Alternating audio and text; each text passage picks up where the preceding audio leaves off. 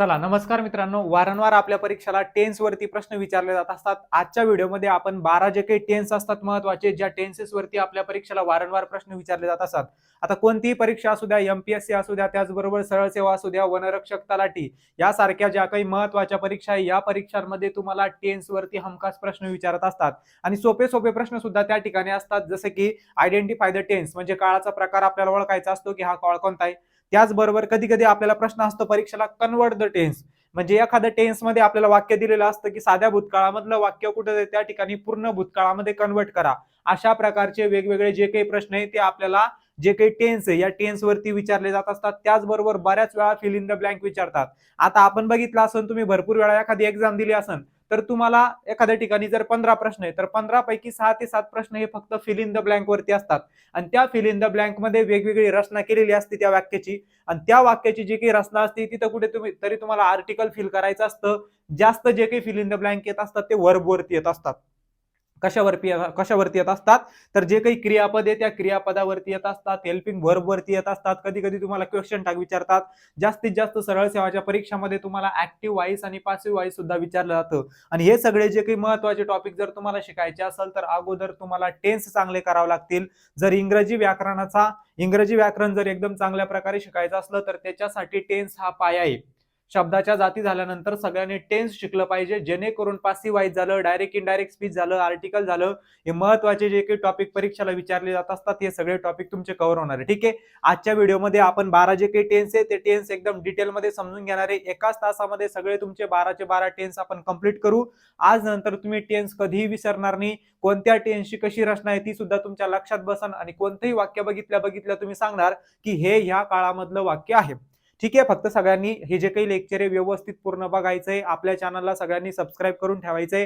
तुमच्या मित्रांना, मैत्रिणींना सगळ्यांना सुद्धा शेअर करायचंय, जेणेकरून तुम्हाला त्या ठिकाणी आपली जी काही ही सिरीज आहे ही सिरीज तुम्हाला त्या ठिकाणी आपल्याला कंटिन्यू ठेवता येईल. ठीक आहे, याच्यानंतर टेन्स एकदा आपण बघितल्यानंतर टेन्स संबंधित जे काही महत्त्वाचे नियम असतात ते सगळे महत्त्वाचे नियम त्याचबरोबर प्रश्न आपण एका व्हिडिओमध्ये कव्हर करणार आहे. ठीक आहे, आता बघा सगळ्यात महत्त्वाचे हे 12 टेन्स असतात. या 12 टेन्स वरती प्रश्न विचारले जात असतात. आता बघा इथं टेन्स आहे. टेन्सचे महत्त्वाचे 3 प्रकार असतात. कोणकोणते रे? तर आपलं बघा, पहिला प्रेझेंट टेन्स, दुसरा पास्ट टेन्स, तिसरा फ्युचर टेन्स. ज्याला मराठीमध्ये आपण काय म्हणत असतो, वर्तमान काळ, भूतकाळ, भविष्यकाळ. दैनंदिन जीवनामध्ये आपल्याला माहिती आहे, मराठी शिकता शिकता आपल्या लक्षात आलं असन की बाबांनो 3 काळ असतात. एक असतो भूतकाळ, दुसरा असतो वर्तमान काळ, आणि तिसरा असतो भविष्यकाळ. बऱ्याच जणांना मराठीमध्ये हे माहिती असतं, पण इंग्रजीमध्ये बऱ्याच वेळा त्या गोष्टी कळत नाही. पण मराठी आणि इंग्रजी त्या ठिकाणी जास्त काही वेगळं नसतं, थोडीशी रचना वेगळ्या प्रकारे केलेली असते, स्ट्रक्चर वेगळं असतं. त्याच गोष्टी मी आज तुम्हाला क्लिअर मध्ये समजून सांगणार आहे. हे बघा, आपल्या घराची रचना कशी असते, बरोबर आहे, आपली घराची साखळी कशी असते. आता मी जर म्हणलं हा माझा आजोबा आहे असं लक्षात ठेवायचं. लक्षात ठेवण्यासाठी हे सोपं जातं. हे आपल्या घरातले प्रमुख आजोबा, ते आजोबाचे हे 3 मुलं कोणकोणते. पहिला मुलगा आहे बघा पास्ट, दुसरा मुलगा आहे प्रेझेंट, तिसरा मुलगा आहे फ्युचर. आता हे जे काही 3 मुलं आहे, या 3 मुलाचे 3 मुलं, आणि ह्या 3 मुलांमध्ये कुठेतरी आपण असणार आहे, बरोबर आहे की नाही. मग ह्या पास्टचे 3 मुलं असतात बघा, कंटिन्युअस म्हणजे चालू, परफेक्ट म्हणजे पूर्ण, आणि परफेक्ट कंटिन्युअस म्हणजे चालू पूर्ण. आता जसं आपण एक स्टेप बाय स्टेप एक एक टेन्स बघणार आहे त्यावेळेस सगळं ते तुमच्या लक्षात बसल.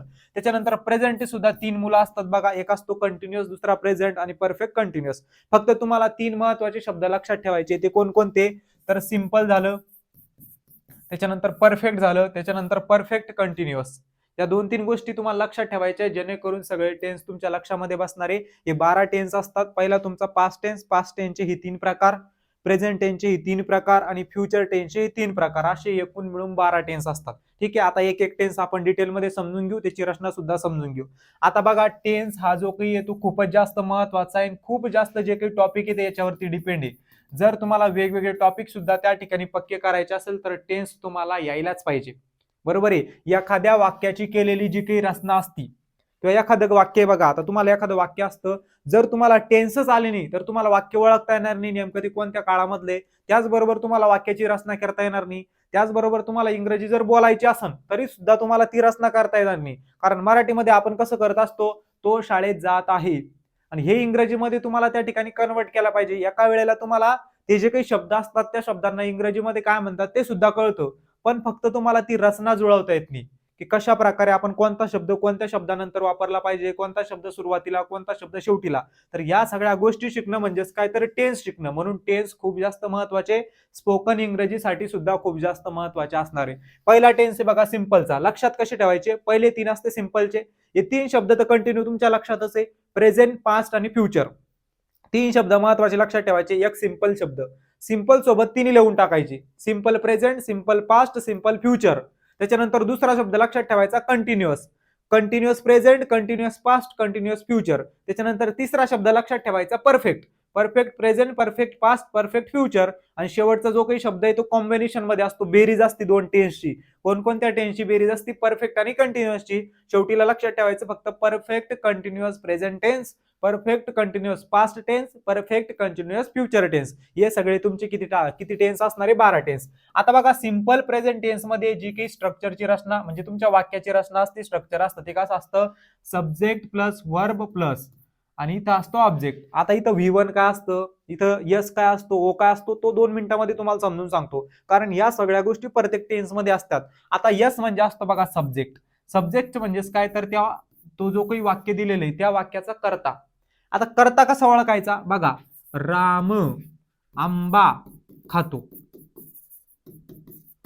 तर जो काही खाणारा असतो तो कर्ता असतो, बरोबर आहे की नाही. तो जो काही खाणारा असतो किंवा जो काही क्रिया करणारा असतो त्याला आपण काय म्हणत असतो, कर्ता म्हणत असतो. म्हणजे इथं कर्ता कोण येणारी, राम. म्हणजे हा झाला बघा तुमचा सब्जेक्ट. आणि क्रिया ज्याच्यावर होत असती, जसं मराठी व्याकरण जसं, जी क्रिया ज्याच्यावरती होत असती, ज्याला खाल्ल्या जात असतं त्याला काय म्हणत असतो आपण, ऑब्जेक्ट म्हणत असतो.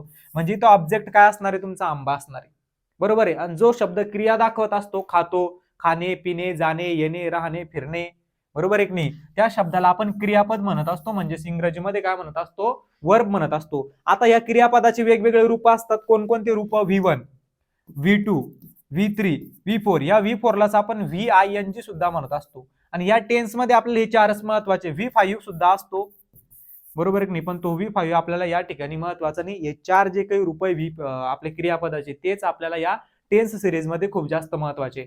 आता बघा सब्जेक्ट. आता सब्जेक्ट कोणकोणतं असू शकतं, मुलाचं नाव असू शकतं, मुलीचं नाव असू शकतं, वस्तूचं नाव असू शकतं, बरोबर आहे. मग इथं लक्षात ठेवायचं, ही एक रचना झाली. कधी कधी काय असतं, हे जे काही क्रियापद असतं या क्रियापदाला कधी कधी यस आणि यस प्रत्यय लागत असतं, पण ते कधी लागत असतं ते पण सांगतो. आता बघा मी एक वाक्य घेतलं, सब्जेक्ट घेतला आय. सब्जेक्टच्या ठिकाणी प्रोनाउन घ्यायचे. प्रोनाउन किती आहे, 7 प्रोनाउन आहे. कोणकोणते प्रोनाउन आहे बघा, I, we, you, they, he, she, it. हे 7 प्रोनाउन आहे. आता कधी कधी तुम्हाला डायरेक्टली त्या ठिकाणी वाक्यामध्ये हे प्रोनाउन स्टार्टिंग झालेली असते, म्हणजे कर्ता तुम्हाला डायरेक्ट हा प्रोनाउन दिलेला असतो, सर्वनाम दिलेला असतो. पण कधी कधी तुम्हाला जर कर्ता हा दिलेला नसलो तर मला एखाद्या वेळेस कर्ता काय देणार, समजा इथं काय दिलं, राम. पण रामलाच आपण काय वापरत असतो, प्रोनाउन ही वापरत असतो. मग ही नुसार जी काही रचना आहे तीच रचना रामला लागणार आहे, सगळंच त्या ठिकाणी लक्षात येत असतं. त्याच्यानंतर रामच्या जागी जर सीता आली तर सीतासाठी मला माहिती कोणतं प्रोनाउन वापरत असतो आपण, शी वापरत असतो, ती, बरोबर आहे. मग शी नुसार जी काही रचना येणार आहे वेगवेगळ्या वाक्यामध्ये ती सगळी कशाला लागू होणार आहे, तर सीता असलेलं किंवा एखाद्या मुलीचं नाव कर्ता असलेलं त्या वाक्यासाठी ते लागू होणार आहे. ठीक आहे. मग बघा मी म्हणलं सब्जेक्ट आहे, त्याच्यानंतर क्रियापद आपण कोणतं घेऊ शकतो, आता राईट घेऊ आपण, आय राईट. आता हे राहिलं बघा राईट V1, हे क्रियापदाचं पहिलं रूप. आता याला ट्रिक वगैरे काही नसती, लक्षात ठेवायचं, हे तुम्हाला त्या ठिकाणी लक्षातच ठेवावं लागणार आहे, पाठच करावं लागणार आहे. बघा राईट, जे काही महत्वाचे वर्ब आहे ते मी तुम्हाला नंतर लिहूनच देणार आहे. त्याच्यानंतर याचं V2 काय होत असतं, रोट. याचं V3 काय होत असतं, रिटर्न. आणि सगळे जे काही V4 आहे, V4 सगळ्यात सोपं आहे. V4 ला काय करायचं, फक्त हा जो काही या ठिकाणी V1 असतो त्याला काय करून टाकायचं, ING लावायचं. पण ING लावताना लक्षात ठेवायचं, शेवटीला जर ई असलं तर ते ई काढून टाकायचं, किंवा वाय असलं शेवटीला ते वाय काढून टाकायचं आणि त्याच्यानंतर ING लावायचं त्याला. आलं लक्षामध्ये सगळ्यांच्या. आता ठीक आहे. आता बघा I write a letter, I write a letter.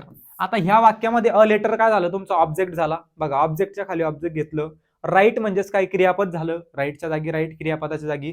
आणि सब्जेक्ट कोणता झाला, I. I write a letter, मी पत्र लिहितो. आता मराठीमध्ये फक्त असं नसतं होत, नाही तर बघा मी लिहितो पत्र असं उलट नसतं होत. फक्त इंग्रजीमध्ये काय होतं, मराठीचा हा शब्द इकडे येतो म्हणजे कर्म मध्ये येत असतं, सॉरी कर्म शेवटीला जात असतं.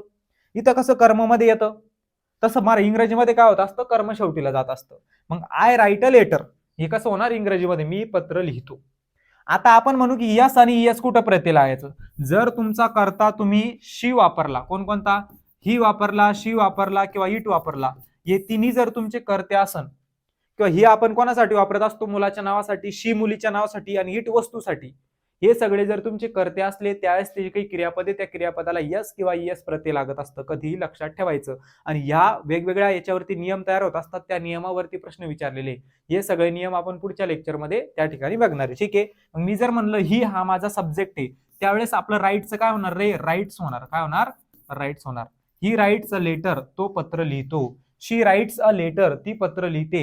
इट राईट्स अ लेटर होणार का, नाही, कारण इट आपण वस्तूसाठी त्या ठिकाणी यूज करत असतो. म्हणून तुम्हाला ती वाक्य रचना व्यवस्थित त्या ठिकाणी जुळवता गेल्या पाहिजे, त्यासाठी टेन्स शिकणं गरजेचं आहे. मग टेन्स कळाल तुम्हाला. आता पहिला टेन्स आपण शिकलेलो आहे साधा वर्तमान काळ. इथं सगळ्यात महत्वाचं हे स्ट्रक्चर आहे, हे स्ट्रक्चर पाठ करायचं, लक्षातच ठेवायचं. आणि या स्ट्रक्चरवरून कमीत कमी 20, 25, 30 सेंटेन्स बनवून बघायचे स्वतः, जेणेकरून प्रॅक्टिस होईल. आणि 12 टेन्स झाल्यानंतर एकच वाक्य 12 टेन्स मध्ये कसं बनवायचं ते सुद्धा मी तुम्हाला इथे सांगणार आहे. ठीक आहे. चला पुढचा टेन्स बघा आपला सिंपल पास्ट टेन्स. याच्यामध्ये रचना कशी असती, subject plus V2 plus object, म्हणजे कर्ता आणि क्रियापदाचं दुसरं रूप आणि शेवटीला तुमचं कर्म. सगळ्यात महत्वाचं इथं फक्त आपल्याला एकच चेंज करायचंय. कोणतं चेंज करायचंय, क्रियापदाचं दुसरं रूप घ्यायचंय. म्हणजे मी जर सब्जेक्ट घेतला आय, तर क्रियापदाचं दुसरं रूप मी म्हणलं राईट आहे, तर राईटचं दुसरं रूप काय होत असतं, राईट रोट. मग इथे येणार रोट. आय रोट अ लेटर, कर्म जे ते जसंच्या तसं, म्हणजे मी पत्र लिहिले. आता हा काळ कोणता झाला रे, साधा भूतकाळ. हा काळ कोणता झाला, साधा भूतकाळ. मग साधा भूतकाळामध्ये या ठिकाणी स्ट्रक्चर कसं असतं, सब्जेक्ट प्लस क्रियापदाचं दुसरं रूप घ्यायचं, त्याच्यानंतर ऑब्जेक्ट घ्यायचा. म्हणजे मी पत्र लिहिलं. साध्या वर्तमान काळामध्ये काय होतं, मी पत्र लिहितो, मी पत्र लिहिते. इकडे काय होणार, मी पत्र लिहिले, मी पत्र लिहिले. मग आपण भूतकाळ कुठं वापरत असतो, त्या ठिकाणी एखादी घटना घडून गेलेली असली, एखादी घटना घडून गेलेली असली त्यावेळेस आपण भूतकाळ वापरतो. आणि जी गोष्ट नियमित घडत असती, बरोबर आहे, सन रायजेस इन द ईस्ट, बरोबर आहे की नाही, म्हणजे जो काही सूर्य आहे तो पूर्वेला उगवत असतो, ही नेहमी घडणारी घटना आहे. आणि अशा घटना सिंपल प्रेझेंट टेन्स मध्ये दाखवत असतात. हे जे काही प्रश्न या नियमांवरती वेगवेगळ्या परीक्षेला प्रश्न विचारले जात असतात, ते आपण पार्ट 2 मध्ये बघू सगळे. आधी आपल्याला या लेक्चरमध्ये फक्त टेन्स समजून घ्यायचे, टेन्स ओळखायचे, की टेन्स कशा प्रकारे ओळखायचे असतात, कशा प्रकारे कन्वर्ट करायचे असतात, रिकाम्या जागावरती टेन्स संबंधित प्रश्न आले तर ते कसे सोडवायचे ते सगळं आपण बघणार आहोत. आय रोट अ लेटर, मी पत्र लिहिले, भूतकाळामध्ये गेलं, फक्त एवढे चेंजेस करायचे. आणि इथं तुमचा करता कोणताही असू द्या, शी असू द्या, ही असू द्या, मुलाचं नाव, मुलीचं नाव, दे असू द्या, वी असू द्या, तरी इथं तुम्हाला क्रियापदाचं दुसरं रूपच वापरायचं, लक्ष ठेवायचं. कोणत्या टेन्समध्ये, सिंपल पास्ट टेन्समध्ये. आलं लक्षामध्ये. चला पुढचा टेन्स आपण बघणार आहे simple future tense. Simple future tense मध्ये जे काही स्ट्रक्चर असतं ते कसं असतं, subject plus shall oblique will plus V1 plus object. आता बरेच मुलं इथं काय चुकत असतात, की सिंपल प्रेझेंट मध्ये S plus V1 plus O असतो, सिंपल पास्ट मध्ये S plus V2 plus O असतो, आणि सिंपल फ्युचर मध्ये S plus V3 plus O असं करून टाकत्या. पण V3 हा पास्ट पार्टिसिपल असतो, तो भूतकाळ दाखवत असतो. कधी लक्षात ठेवायचा, होऊन गेलेला काळ तो दाखवत असतो, होऊन गेलेली घटना तो दाखवत असतो V3. मग इथं तुम्हाला फ्युचर मध्ये, फ्युचर टेन्सचं काय म्हणणे, भविष्य, कारण ह्या टेन्स मधली जी काही घटना आहे ती भविष्य दाखवणार आहे. मग त्या ठिकाणी V3 वापरणार आहे का आपण, नाही, लक्षात ठेवा. मग yes plus shall oblique will plus V1 plus object. आता जर माझा करता आय असला तर त्याच्यासाठी शाल वापरायचं, विल सुद्धा वापरत असतो वाक्यानुसार, त्या वाक्याच्या अर्थानुसार आपल्याला वापरायचं असतं. आय शाल, V1 कोणता घेतलेला आपण इथं राईट, आय शाल राईट अ लेटर. फक्त इथं काय चेंजेस केले रे तुम्ही या ठिकाणी, तर इथं तुम्ही V1 वापरला, फक्त इथं शाल शब्द टाकला. मग हे जे काही शाल आणि विल आहे, शाल म्हणजे आपली तीवाली शालनी झोपायची, वेगळा शाल, याला हेल्पिंग वर्ब म्हणत असतो आपण, जे मेन वर्बला मदत करत असतात त्यालाच काय म्हणतो आपण, सहाय्यकारी क्रियापद असं मराठीमध्ये म्हणत असतो. ठीक आहे. मग आय शाल राईट अ लेटर, शाल आणि विल हे जे काही शब्द असतात ते भविष्य दर्शवत असतात. ओके. आय शाल राईट अ लेटर, मी पत्र लिहेल, मी पत्र लिही हे ल किंवा ली हे न, म्हणजे भविष्य दाखवते क्रिया. ठीक आहे.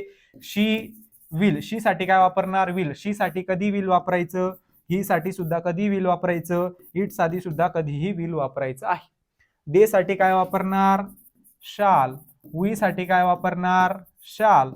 भरपूर ठिकाणी तुम्ही दे, वी आणि आय साठी विल सुद्धा वापरलेलं बघितलेलं असेल, पण ते काही ठिकाणीच होत असतं. मुख्यतः व्याकरणाच्या दृष्टीनं अशाच पद्धतीनं तुम्हाला हेल्पिंग वर्ब वापरायचं असतं. आलं लक्षामध्ये? याच्यावरचे वाक्य बनवून बघायचे जास्तीत जास्त, जेणेकरून तुम्हाला ते जे काही सेंटेन्स आहे ते एकदम चांगल्या प्रकारे परफेक्ट होऊन जातील.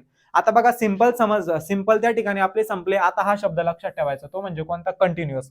कंटिन्युअस म्हणजे आता चालू झाले, आता चालू झाले, बरोबर आहे की नाही? चालू काळ आता चालू झाले. मग चालू मध्ये कोण कोण येणार रे? चालू वर्तमान, चालू भूतकाळ, चालू भविष्यकाळ. मग हा शब्द इथं महत्वाचा आहे फक्त, जेणेकरून तुमचं काय होणार आहे त्या ठिकाणी टेन्स लक्षात राहणार आहे. सगळ्यात महत्वाचं स्ट्रक्चर असतं, स्ट्रक्चर पाठ करा, त्याच्यावरून वाक्य बनवता येतं तुम्हाला, बरोबर आहे? वाक्य ओळखता येतं. तुमची जी काही रिकाम्या जागावरती प्रश्न आला तर तो प्रश्न सुद्धा चुकत नाही. सब्जेक्ट नंतर इथं हे 3 महत्वाचे हेल्पिंग वर्ब आहे, सहाय्यकारी क्रियापदे कोणते? एम, इज आणि आर. आता इथं हे ऑब्लिकचं चिन्ह म्हणजे काय असतं माहिती का? या तिन्ही पैकी एकच वापरायचं, या तिन्ही पैकी एकच यूज करायचं आहे. त्याच्यानंतर V4 ज्यालाच आपण काय म्हणत असतो? VING म्हणत असतो, प्लस ऑब्जेक्ट, ही असती रचना. मग सब्जेक्ट तुम्हाला माहिती आहे. आता सब्जेक्ट नुसार तुम्हाला हेल्पिंग वर्ब वापरायचं असतं. कधी लक्षात ठेवायचं? जर माझा सब्जेक्ट आय असेल तर त्यावेळेस मी हेल्पिंग वर्ब एम वापरणार आहे. एम फक्त आयलाच यूज करायचं. कशासाठी? आय साठी फक्त, एम फक्त आय साठीच लागणार आहे, कधीही लक्षात ठेवायचं आहे. ज्यावेळेस मी आय बद्दल बोलायचं असन, बोलत असन, त्यावेळेस आय साठी काय येणार? एम येणार. आय सोबत इज एकाच वाक्यामध्ये येत असतं, ते वाक्य कोणतंही लक्षात ठेवा. I is a personal pronoun. I is a personal pronoun. जे काही सर्वनामाचे प्रकार असतात त्या प्रकारामध्ये आय हा कोणता प्रकार आहे? पर्सनल प्रोनाऊन आहे, बरोबर आहे की नाही? कोणता प्रोनाऊन आहे? हा पर्सनल प्रोनाऊन आहे. त्या एकाच वाक्यामध्ये आयच्या नंतर इज वापरत असते, अदरवाईज कोणत्याच ठिकाणी आय सोबत इज वापरत नाही, तर आय सोबत एमच वापरत असते. कधी लक्षात ठेवायचं? आय एम, तिन्ही पैकी एकच यूज करायचंय. V4 म्हणजे क्रियापदाचं दुसरं का चौथं रूप. मग राईटचं काय येणार रे? रायटिंग. आय एम रायटिंग आणि आपला ऑब्जेक्ट अ लेटर. आता जर आपण या ठिकाणी बघितलं तर I am writing a letter, मी पत्र लिहित आहे. आता लिहित आहे कंटिन्युअस टेन्स आहे म्हणून लिहित आहे, बरोबर आहे की नाही? रायटिंग म्हणजे लिहित आहे. यावरून आपल्याला कोणता टेन्स ओळखायचा आहे? प्रेझेंट कंटिन्युअस टेन्स ओळखायचा आहे. म्हणजे क्रिया चालू आहे, क्रिया पूर्ण झालेली आहे का? नाही. ज्या वाक्यामध्ये वर्तमान काळामध्ये क्रिया चालू असते त्यावेळेस आपण तो काळाला काय म्हणत असतो? प्रेझेंट कंटिन्युअस म्हणजे चालू वर्तमान काळ म्हणत असतो. जर माझा जो काही करता आहे तो ही, शी आणि इट ह्या तिन्ही पैकी जर एक असेल किंवा मुलाचं नाव असेल, मुलीचं नाव असेल, तर त्यावेळेस हेल्पिंग वर्ब काय येणार आहे? इज येणार आहे. काय येणार आहे? इज येणार आहे. म्हणजे ह्या कर्त्यानुसार तुम्हाला हे जे काही हेल्पिंग वर्ब आहे ते वापरायचंय. कधी लक्षात ठेवायचं? ही, शी, इट साठी काय येणार? इजच येणार. He is writing a letter, तो पत्र लिहित आहे, ती पत्र लिहित आहे. त्याच्यानंतर जर माझा त्या ठिकाणी करता दे असेल, यू असेल किंवा वी असेल, हे तिन्ही जर मै करते असेल, ह्या तिघांची जोडी कधीच फुटत नाही, लक्षात ठेवायचं. ही, शी, इट कधी सोबत असतात. जर माझा करता दे, यू, वी हे तीन असन तर त्यावेळेस तुम्हाला हेल्पिंग वर्ब काय वापरायचं? या ठिकाणी आर वापरायचे. काय वापरायचे? आर वापरायचे. They are writing a letter, you are writing a letter, we are writing a letter. We are writing a letter म्हणजेच काय? आम्ही पत्र लिहित आहोत, ते पत्र लिहित आहेत, तुम्ही पत्र लिहित आहात. आलं लक्षामध्ये? आता त्याला आपण कोणता काळ म्हणतो? Present continuous tense. आल्या सगळ्या गोष्टी लक्षामध्ये, सगळ्यांच्या पुढे जायचं. पुढचा टेन्स बघा. पास्ट कंटिन्युअस टेन्स मध्ये सुद्धा तुम्हाला हेल्पिंग वर्ब मध्ये चेंजेस करायचे फक्त, बाकी सगळी रचना तशी असते. बघा, सब्जेक्ट प्लस, तिथं ॲमिजार होतं, इथं फक्त वाज आणि वेअर हे दोन शब्द वापरायचे. वाज, वर. आता जसं तिकडे ज्याच्यासाठी जे लागलं होतं प्लुरल, तसं याच्यासाठी इकडे प्लुरल लागणार आहे, म्हणजेच अनेक वचने लागणार, ते पण सांगतो बघा. V4 plus object. आता माझं जर सब्जेक्ट आय असन, ही असन, शी असन, इट असन, हे चार जर माझे त्या ठिकाणी सब्जेक्ट असन किंवा याच्यावरून वस्तूचं नाव, मुलीचं नाव, मुलाचं नाव, बरोबर आहे की नाही? हेच असं नाही म्हणतोय मी, ते आपण स्वतः ठरवायचं की कोणतं. आता तेवढं तुम्हाला कळतं की कोणतं प्रोनाउन आपण कोणत्या नावासाठी वापरत असतं. मुलाच्या नावासाठी आपण हीच वापरणार आहे, मुलीच्या नावासाठी शी वापरणार आहे, वस्तूसाठी आपण इट वापरणार आहे. मग त्याच्यानुसार तुम्हाला इथे हेल्पिंग वर्ब वापरायचे. जर हे चार माझे कर्ते असतील तर त्याच्यासाठी मी काय वापरणार आहे? Helping verb. या दोन्ही पैकी वापरणार आहे वाज. I was, he was, she was, it was. त्याच्यानंतर आपलं त्या ठिकाणी काय? क्रियापदाचं चौथं रूप म्हणजेच काय? Writing a letter. आता तिथं कसं होतं रे? चालू वर्तमान काळामध्ये क्रिया घडत होती, वर्तमान काळामध्ये. इथे सुद्धा क्रिया चालू असणारे, घडत असणारे, पण कोणत्या काळामध्ये? भूतकाळामध्ये ती घडत असणारे. मग तिथं काय होतं? त आहे, इथं काय होतं? होत आहे, करत आहे असं येणार का? करत होते येणार. करत आहे, त होते. लक्षात घ्या. म्हणजेच काय? I was writing a letter, मी पत्र लिहित होतो. वर्तमान काळामध्ये कसं होतं? मी पत्र लिहित आहे.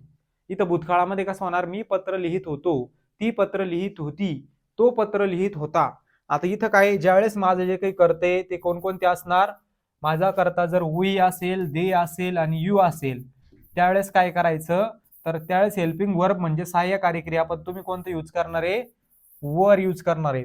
We were writing a letter, they were writing a letter, you were writing a letter. ते पत्र लिहित होते, आम्ही पत्र लिहित होतो, तू पत्र लिहित होता. आलं लक्षामध्ये सगळ्यांच्या. आता पास्ट कंटिन्युअस टेन्स मध्ये तुम्हाला ह्या दोन गोष्टीमध्ये कन्फ्युज व्हायचं नाहीये.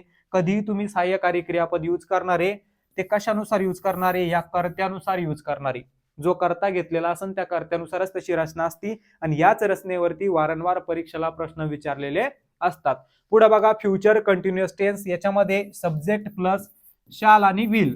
मी तुम्हाला सांगितलं की शाल आणि विल हे जे काही दोन शब्द असतात ते काय करत असतात, आपल्याला फ्युचर इंडिकेट करत असतात, भविष्य दर्शवत असतात, भविष्य दाखवत असतात. आणि इथं तुम्हाला कोणता टेन्स वापरायचा आहे, V4 प्लस ऑब्जेक्ट. सब्जेक्ट काय आपला समजा आहे, तर आय साठी काय वापरणार तुम्ही, शाल. इथं बी राहिला एक टाकायचा, I shall be writing a letter. आता हा भविष्य काळ आहे, पण भविष्य काळामध्ये क्रिया चालू असणार आहे. भविष्य काळामध्ये क्रिया कशी असणार आहे, चालू असणार आहे. I shall be writing a letter, मी पत्र लिहित असेल. आलं लक्षामध्ये. आता मी पत्र लिहित आहे, मी पत्र लिहित होतो, मी पत्र लिहित असेल. तिन्ही महत्वाचे काळ आणि तेच आपल्याला स्टेप बाय स्टेप समजून घ्यायचे.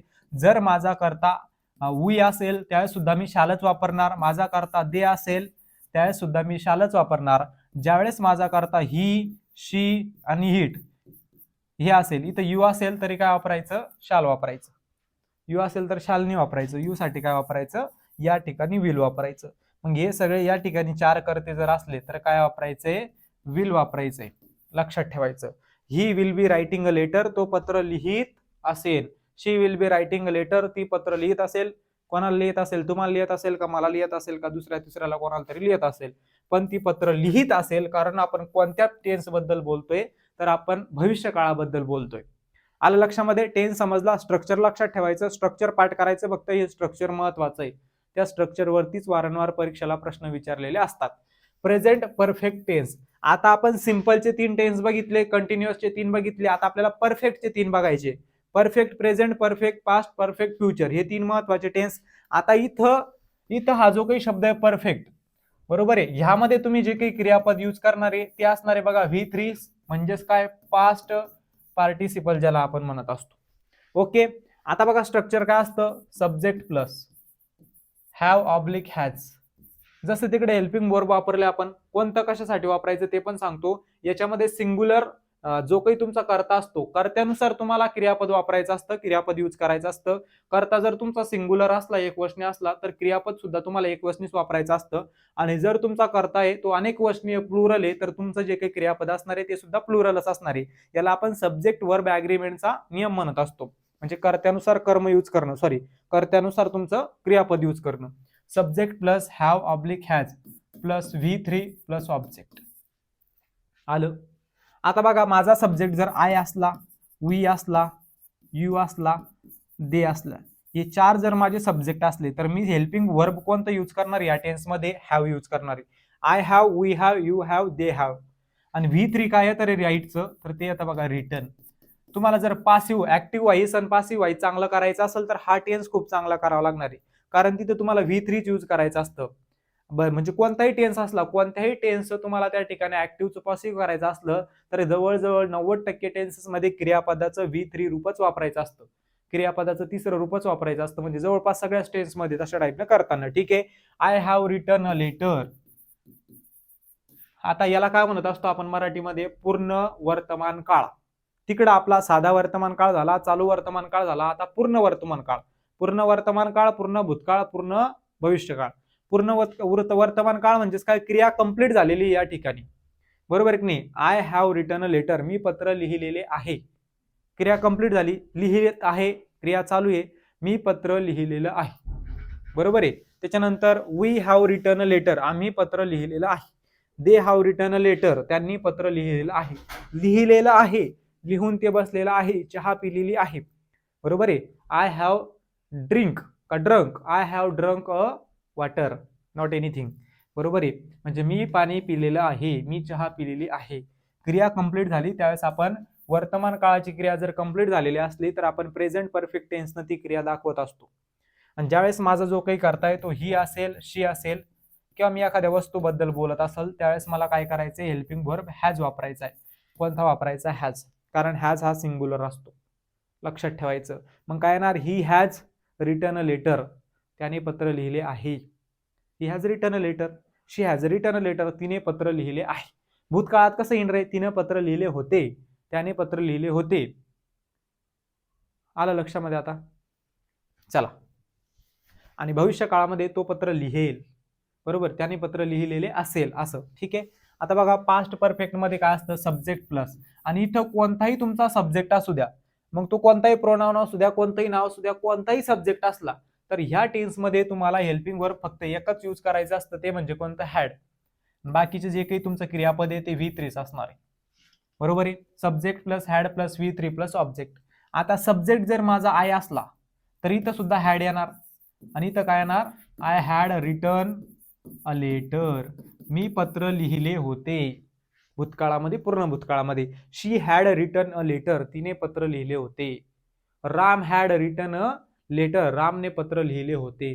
आज लक्षामध्ये, इथं हेल्पिंग वर्ब महत्वाचं आहे, आणि कोणताही करता असला तरी तिथं हॅड हेच helping verb past perfect tense मध्ये लागत असतो. आलं लक्षामध्ये आता, ठीक आहे. पास्ट परफेक्ट टेन्स खूप जास्त महत्वाचा आहे, परीक्षेला खूप जास्त प्रश्न या टेन्स वरती विचारण्यात आलेले. या टेन्स संबंधित वेगवेगळे नियम असतात, तर ते नियम आपण पार्ट 2 मध्ये बघणार आहे. त्या संबंधित प्रश्न सुद्धा घेणार आहे, की ह्या सगळ्या टेन्सेस वरती कोणकोणते प्रश्न विचारले जात असतात, कशा पद्धतीचे प्रश्न असतात, कोणकोणत्या नियमावरती प्रश्न असतात, ते सगळे नियम आपण पुढच्या लेक्चरमध्ये बघणार आहे. यामध्ये फक्त आपल्याला ह्या सगळे जे काही टेन्स आहे 12 ते समजून घ्यायचे. टेन्स कशा पद्धतीने ओळखायचं, रचना कशी असते टेन्सची, कन्वर्ट कसं करायचं टेन्सला, त्याचबरोबर मेन म्हणजे फिल इन द ब्लँकचे जे काही प्रश्न आहे ते या रचनेच्या नुसारच दिलेले असतात, म्हणून ते सुद्धा खूप जास्त तुम्हाला त्या ठिकाणी महत्वाचं असणार आहे. ठीक आहे. आलं, पास्ट परफेक्ट टेन्स मध्ये तुम्हाला अशा ठिकाणी ते जे काही वाक्य आहे ते वाक्य तयार करायचं असतं. आता पुढचा आहे बघा तुमचा फ्युचर परफेक्ट टेन्स. याच्यामध्ये तुम्हाला सब्जेक्ट प्लस, मी तुम्हाला सांगितलं हे फ्युचर टेन्स आला की हे दोन शब्द येणार, म्हणजे येणार शाल, विल, बरोबर आहे, V3 ऑब्जेक्ट. आता जर तुमचा सब्जेक्ट आय असेल तर शाल वापरा, आय शाल. इथं हॅव एक शब्द ऍड करा फक्त, आय शाल हॅव.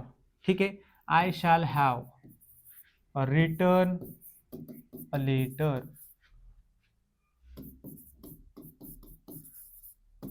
मी पत्र लिहिलेले असेल. She will have written a letter, तिने पत्र लिहिलेले असेल. पूर्ण भविष्य काळाबद्दल आपण बोलतोय.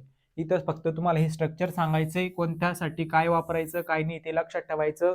आणि एक जो काही टेन्स आहे त्या टेन्सला 12 टेन्स मध्ये कन्वर्ट करून बघायचं, जेणेकरून सगळे जे काही टेन्स आहे ते व्यवस्थित तुमच्या लक्षामध्ये त्या ठिकाणी बसतील. I shall have written a letter, तुम्हाला इंग्रजी जरी बोलायची असली तर तुम्हाला बरोबर बोलावं लागेल ना. मी कधी कधी असं जर केलं, I written shall have letter, गाडी आलटा पलट केली, शब्द इकडे तिकडे गेले तर तसं चालणार नाही. त्याच्यासाठी वाक्य महत्वाचे, टेन्स महत्वाचे. मेन म्हणजे टेन्स जे काही कशा पद्धतीने त्या ठिकाणी कोणत्या काळातलं वाक्य कोणत्या पद्धतीने बोलायचं असतं हे जर तुम्हाला शिकायचं असलं तर टेन्स शिकावेच लागतील. हे स्ट्रक्चर लक्षातच ठेवावं लागतील. ह्या स्ट्रक्चरचा जास्तीत जास्त सराव करावा लागणार. ठीक आहे. आता बघा आपण सिंपल बघितलं.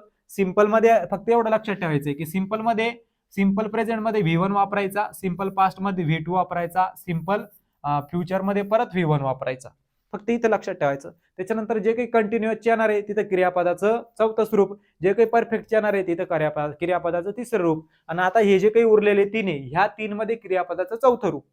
ठीक आहे, आलं लक्षामध्ये आता.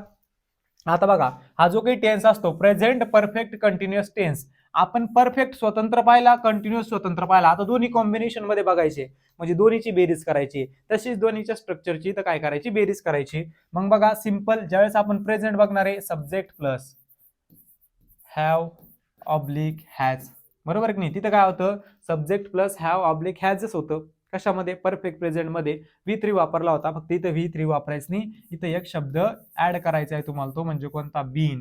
शी has been, he has been, they have been, बरोबर आहे. आणि इथं वापरायचंय तुम्हाला क्रियापदाचं चौथं रूप. मग आता मी जर घेतला सब्जेक्ट कोणता, आता तुम्हाला हॅव कुठं वापरायचं, हॅज कुठं वापरायचं हे कळालं. कशानुसार, प्रेझेंट परफेक्ट नुसार तुमच्या ते लक्षात आलं, बरोबर आहे. I have been writing a letter बरोबर आहे की नाही, मी पत्र लिहित आलेलो आहे. आता बघा क्रिया पूर्ण पण झालेली नाहीये, बरोबर आहे, क्रिया चालू पण आहे. म्हणजे मला असं सांगायचं की ती क्रिया चालू पण आहे आणि पूर्ण पण झालेली आहे, दोन्ही मिक्स. बरोबर आहे की नाही, दोघेचं दोन टेन्सचं या ठिकाणी काय आहे, कॉम्बिनेशन आहे. I have been writing a letter, मी पत्र लिहित आलेलो आहे. मी पत्र लिहित आलेलो आहे. आलं लक्षामध्ये. She has been writing a letter, ती पत्र लिहित आलेली आहे. He has been writing a letter, तो पत्र लिहित आलेला आहे. आलं लक्षामध्ये सगळ्यांच्या. आता बसलं तर या टेन्स मध्ये ही रचना महत्वाची आहे, ती लक्षात ठेवायची. फक्त हा बीन शब्द इथं महत्वाचा आहे, तो बीन शब्द एक लक्षात ठेवायचा व्यवस्थित. त्याच्यानंतर जसं आपलं पास्ट मध्ये काय असतं, तर सगळ्यासाठी एकच हेल्पिंग वर्ब असतं, मग इथं सुद्धा एकच असणार आहे. Subject plus had plus been plus, या टेन्स मध्ये तुम्हाला हा शब्द महत्वाचा आहे, तो ऍड करायचा आहे, तो विसरायचा नाही. V4 प्लस ऑब्जेक्ट, म्हणजे सब्जेक्ट मी आय घेतला तरी हेल्पिंग वर्ब काय येणार, हॅडच येणार. I had been writing a letter, मी पत्र लिहित आलेलो होतो. आता भूतकाळ आला म्हणून होतो, बरोबर नाही, मी पत्र लिहित आलेलो होतो. She had been writing a letter, ती पत्र लिहित आलेली होती. He had been writing a letter, तो पत्र लिहित आलेला होता. We had been writing a letter, आम्ही पत्र लिहित आलेलो होतो. आल्या लक्षामध्ये सगळ्यांच्या. आता ठीक आहे, ही रचना लक्षात राहील सगळ्यांच्या, हा टेन्स सुद्धा लक्षात राहणार आहे सगळ्यांचा, राहणार आहे. चला पुढे शेवटचा टेन्स बघू, त्याच्यानंतर एक टेन्स 12 टेन्स मध्ये आपण करून बघू, जेणेकरून आपल्याला किती टेन्स समजले, किती टेन्सची रचना लक्षात राहिली ते सगळं लक्षात येणार. ठीक आहे, बघा फ्युचर मध्ये subject plus shall have oblique will have plus been plus V4 plus object. Future tense आला तर शाल आणि विल हे शब्द येणार, म्हणजे येणारच, हे हेल्पिंग वर्ब येणार म्हणजे येणारच, लक्षात ठेवायचं. मी म्हणलं आय साठी शाल घेऊ आपण. I shall have been writing a letter, मी पत्र लिहित आलेलो असेल. बरोबर आहे. She will have been writing a letter, ती पत्र लिहित आलेली असेल. He will have been writing a letter, तो पत्र लिहित आलेला असेल. आलं लक्षामध्ये सगळ्यांच्या. आता भविष्य काळ दाखवायचा असला तर आपण भविष्य काळ या ठिकाणी प्रेझेंट परफेक्ट कंटिन्युअस टेन्स साठी आपण ही रचना यूज करत असतो. ही रचना सगळ्यांनी लक्षात ठेवायची आहे, जास्तीत जास्त सराव करायचा आहे. जेवढा जास्त सराव तुम्ही करणार आहे तेवढं जास्त तुम्हाला या ठिकाणी काय होणार आहे, तर याचा फायदा होणार आहे. त्याच्यानंतर आपल्याला आता एक टेन्स, कोणताही टेन्स जर आपण घेतला त्या ठिकाणी, तर तो टेन्स आपल्याला कशामध्ये कन्वर्ट करायचा आहे, तो टेन्स आपल्याला 12 वाक्यामध्ये त्या ठिकाणी कन्वर्ट करायचा आहे. बरोबर आहे. आता मी म्हणलं एक वाक्य घेतलं, आय गिव्ह बुक, बरोबर आहे. आता हे जे काही वाक्य आता आता आता सगळ्यात महत्वाचं जास्त, कारण एक वाक्य आपण 12 टेन्स मध्ये कव्हर करतोय, जेणेकरून 12 टेन्स तुम्हाला कितपत समजलं ते लक्षात येणार. बघा, आय गिव्ह अ बुक, मराठीमध्ये जर आपण करायला गेलो तर काय होतं, मी पुस्तक देतो, हे सगळ्यात महत्वाचं हे लिहून घ्या. आय गिव्ह अ बुक, मी पुस्तक देतो. भविष्य काळामध्ये तुम्हाला काय, भूतकाळामध्ये काय सांगितलं होतं. आता पहिला टेन्स जसं आपण शिकलो त्याच्यानुसार सिंपल प्रेझेंट टेन्सची रचना काय असते, subject plus V1 plus object. V1 वापरला. आता क्रियापदामध्ये आपण क्रियापद कोणतं घेतलेलं आहे, गिव्ह म्हणजेच काय, देणे. याचं V1 काय असतं, गिव्हच असतं. V2 काय असतं, गिव्ह असतो. V3 काय असतं, गिव्हन असतं. आणि V4 काय असणार आहे, गिव्हिंग असणार आहे. बरोबर आहे. मी तुम्हाला सांगितलं ई काढून टाकायचं ING लावायच्या वेळेस, बरोबर, म्हणजे V4 काय असणार आहे, गिव्हिंग असणार. आय गेव अ बुक, आता आपल्या रचना लक्षात आहे सगळ्यांच्या. I gave a book, subject plus V2 plus object, म्हणजे V2 काय वापरला या ठिकाणी, तर V2 वापरला गेव, म्हणजे मी पुस्तक देतोच्या जागी काय येणार आहे आता, मी पुस्तक दिले, कारण भूतकाळ आला ना, म्हणजे घटना घडून गेली, मग पुस्तक दिले. त्याच्यानंतर आपण भविष्यामध्ये काय करत असतो, आय शाल, त्याच्यानंतर काय वापरत असतो, V1. आय शाल गिव्ह अ बुक, मी पुस्तक देईन किंवा देईल. भविष्य काळामध्ये गेलो, आय शाल गिव्ह, म्हणजे रचना कशी असते, सब्जेक्ट प्लस शाल किंवा विल, बरोबर आहे, आणि त्याच्यानंतर V1 आणि त्या ठिकाणी ऑब्जेक्ट. आता हे झाले 3 टेन्स सिंपलचे, simple present, simple past, simple future. आता आपण बघूया कंटिन्युअसचे. कंटिन्युअस मध्ये आयला काय लागत असतं रे, ऍम इज आर पैकी ऍम, बरोबर आहे, आय ऍम. आता गिव्हचं V4 वापरायचं आहे आपल्याला, कारण रचना कशी असते, subject plus am is are plus V4 plus object. मग V4 काय, गिव्हिंग, म्हणजे V4 काय येणार आहे, GIVING, I am giving a book. आता क्रिया प्रेझेंट कंटिन्युअस मध्ये चालू वर्तमान काळामध्ये म्हणजे क्रिया कशी असणार आहे, चालू असणार आहे. म्हणजेच काय, मी पुस्तक देत आहे, मी पुस्तक देत आहे, हे लक्षात ठेवायचं फक्त, त आहे. भूतकाळामध्ये काय येणार, I was giving a book, मी पुस्तक देत आहेच्या जागी काय येईल, देत होतो, क्रिया भूतकाळात चालू आहे. भविष्य काळामध्ये काय येणार, आय शाल बी, इथं आय शाल गिव्हिंग वापरतो आपण, पण बी ला विसरायचं नाही. I shall be giving a book, मी पुस्तक देत असेल, आलं लक्षामध्ये. आता कंटिन्युअसचे हे झाले 3 महत्वाचे. आता परफेक्टचे, परफेक्ट मध्ये आय ला काय लागतं, हॅव. शी जर माझा सब्जेक्ट असला तर काय लागणार आहे, has. Subject plus have oblique has plus त्या ठिकाणी V3 मग ऑब्जेक्ट आय हॅव. आता आपण ही तर परफेक्ट मध्ये आपण क्रियापदाचं तिसरं रूप वापरत असतो. क्रियापदाचं तिसरं रूप कोणतं येणार इथं, given. I have given, I have given a book, मी पुस्तक दिले आहे, पूर्ण वर्तमान काळे, म्हणून I have given a book, मी पुस्तक दिले आहे. त्याच्यानंतर I had given a book, मी पुस्तक दिले होते, भूतकाळ. आणि I shall have, I shall have given a book, मी पुस्तक दिले का दिले असेल, लक्षात ठेवा सर्वांनी, ठीक आहे. त्याच्यानंतर पुढे आपले जे काही त्या ठिकाणी पुढचे म्हणजे पुढचे शेवटचे 3 राहिलेले, आय हॅव बीन, बरोबर ना, प्रश्न हीच असते ना, आय हॅव बीन त्या ठिकाणी टेकिंग का giving, giving, I have been giving a book, मी पुस्तक देत आलेलो आहे. I had been giving a book, मी पुस्तक देत आलेलो होतो. आणि I shall have been, I shall have been giving a book, मी पुस्तक देत असेल, देत आलेलो असेल, लक्षात ठेवायचं. हे झाले तुमचे कंटिन्युअस चे 3, कंटिन्युअस परफेक्टचे 3, त्याचबरोबर परफेक्टचे 3, कंटिन्युअसचे 3 आणि सुरुवातीला आपण सिंपलचे 3, असे एकूण किती टेन्स बघितलेले आपण, 12 टेन्स बघितलेले. आणि हे टेन्स खूप जास्त महत्वाचे. आता ह्या टेन्स वरून तुम्हाला जास्तीत जास्त त्या ठिकाणी काय बनवायचे, तर जास्तीत जास्त वाक्य बनवायचे. जसं मी एक वाक्य तुम्हाला 12 वाक्यामध्ये तयार करून दाखवलं तसं सुद्धा तुम्हाला करून दाखवायचंय. आणि मी तुम्हाला होमवर्क देतोय, हा सगळा होमवर्क तुम्ही करून मला कमेंटमध्ये पाठवायचंय. लेक्चर कसं वाटलं ते सुद्धा सांगायचंय, तुमच्या मित्रांना मैत्रिणींना सुद्धा पाठवायचंय. बघा तुम्हाला होमवर्क देतोय, हा होमवर्क घ्यायचा आहे. शी कट्स ॲन ॲपल. आता हे एक वाक्य दिलेलं आहे, हे वाक्य तुम्हाला 12 टेन्स मध्ये करायचंय आणि कमेंटमध्ये मला सगळ्यांनी उत्तर पाठवायचे. त्याच्यानंतर बघा, वी टेक मनी, हे जे काही 2 वाक्य, हे 2 वाक्य करून याचे 12 टेन्स, याचे 12 टेन्स, एकूण 24 टेन्स सगळे तुम्ही मला कमेंटमध्ये पाठवणार. जर सगळ्यांचे बरोबर असले तर मी समजेन की मी लेक्चर घेऊन काहीतरी फायदा झालेला आहे. आता या सगळ्या टेन्स संबंधित जे प्रश्न परीक्षेला येत असतात, जे आलेले ते सगळे प्रश्न आपण घेऊ, जे महत्वाचे नियम आहे ते सुद्धा घेऊ. पण त्यासाठी तुमचा प्रतिसाद असणं गरजेचं आहे. जसं एकाच व्हिडिओमध्ये 12 टेन्स तुम्हाला, आजच्या व्हिडिओमध्ये मला फक्त तुम्हाला 12 टेन्स समजून सांगायचे होते, त्याचे स्ट्रक्चर समजून सांगायचे होते, की कशा पद्धतीने वाक्यांची रचना केलेली असते. म्हणजे तुम्हाला या ठिकाणामध्ये आयडेंटिफाय द टेन्स, टेन्स ओळखता येणार आहे, कन्वर्ट द टेन्स, टेन्सचं रूपांतर करता येणार आहे, फिल इन द ब्लँकचे प्रश्न जे टेन्स संबंधित असतात, तुम्हाला कुठं कुठं रिकाम्या जागी क्रियापद भरायचं असतं, कधी कधी हेल्पिंग वर्ब भरायचं असतं, या संबंधित जे काही सगळे प्रश्न आहेत ते सगळे प्रश्न तुमचे या टेन्सच्या सिरीज मधून कव्हर होणार आहे. बाकीचे या टेन्सच्या नियमाच्या संबंधित जे प्रश्न आपल्याला एररचे प्रश्न येत असतात, ग्रॅमॅटिकल एररचे प्रश्न, ते सगळे प्रश्न आपण काय करू आता नेक्स्ट व्हिडिओमध्ये बघू. ठीक आहे, चला धन्यवाद सगळ्यांना.